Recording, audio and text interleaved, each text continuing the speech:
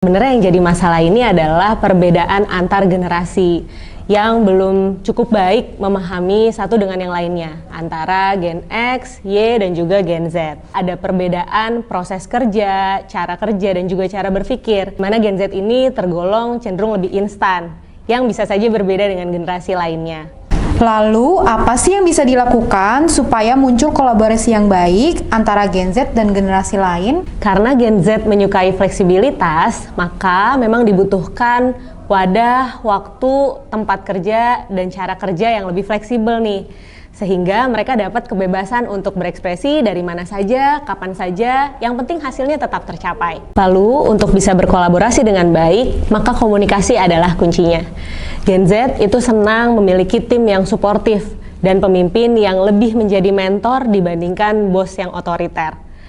Nah, sebagai pemimpin nih, penting untuk kita bisa memberikan wadah yang sehat, yang terbuka untuk Gen Z, sehingga mereka berani berpendapat dan mereka menghargai kita sebagai pemimpin yang siap mendengarkan ide-ide mereka. Selain itu, karena Gen Z peduli terhadap isu sosial dan lingkungan, maka penting untuk memberikan mereka kesempatan untuk melakukan perubahan dan membuat dampak positif di tempat kerjanya. Oke, berarti stigma Gen Z itu generasi strawberry alias bagus luarnya aja belum tentu bener dong, Mbak. Stigma itu kan biasanya muncul dari pengalaman sebagian orang.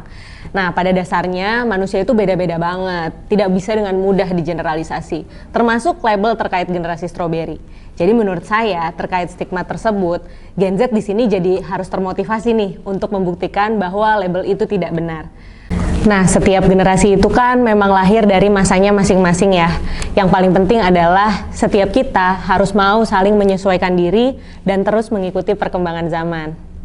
Nah, gimana nih Sobat Daya? Pada relate nggak sih dengan perbedaan antar generasi di tempat kerja masing-masing? Yang penting, apapun generasi kita harus selalu mengedepankan kepentingan bersama dibandingkan kepentingan pribadi ya. Sobat Daya masih punya pertanyaan lain seputar isu kesehatan mental ataupun masalah di tempat kerja? Jangan lupa bisa gunakan fitur Tanya Ahli di daya.id dan cari namaku di sana, Salit Sahaura.